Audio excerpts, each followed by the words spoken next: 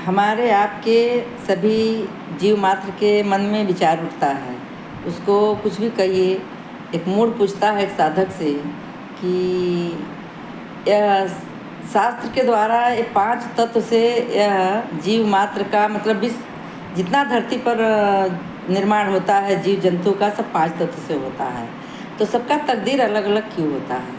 ऐसा उसके मन में बार बार हमारे आपके सबके मन में विचार उठता है कि हमारा तकदीर कम है, उसका तकदीर ज़्यादा है। तो ऐसा मन में उठाता है विचार। तो वो पूछ रहा है कि 5 तत्व से जो चीज़ बनता है उसमें तकदीर कहाँ से अलग अलग हो जाती है? तकदीर भी तो ऐसी होना चाहिए जैसा एक का है। तो बार बार पूछता है कि छित जल पावक गगन समीर बनल बा, छित जल पावक गगन समीर बनल बा, काहे अलगे अलगे सब कर तकदीर बनल बा, काहे अलगे अलगे सब के तकदीर बनल बा। वो परेशान हो जाता है पूछ के कि कहत है कि केहू कार से चलेला, केहू के खींचत देखली ठेला, केहू लेला केहू देला, केहू कार से चलेला, केहू के खींचत देखली ठेला, केहू लेला केहू देला, केहू गुरु केहू चेला, केहू साधु महात्मा फकीर बनल बा, काहे अलगे अलगे सबके तकदीर बनल बा, काहे अलगे अलगे सबके तकदीर बनल बा।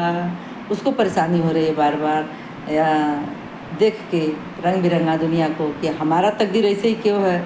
फिर वो पूछता है, कोई भूख से चिल्लाता, कोई भूख से चिल्लाता, कुत्ता दूध भात खाता, केहू के ओढ़ल नाही डासल, टूटल एल्युमिनियम के बासन, साधक कहे विचार के बातन, सबके अलगे अलगे माथे के लकीर खींचल बा, सबके अलगे अलगे माथे के लकीर खींचल बा, काहे अलगे अलगे सबके तकदीर बनल बा, छित जल पावक गगन समीर बनल बा, काहे अलगे अलगे सबके तकदीर बनल बा।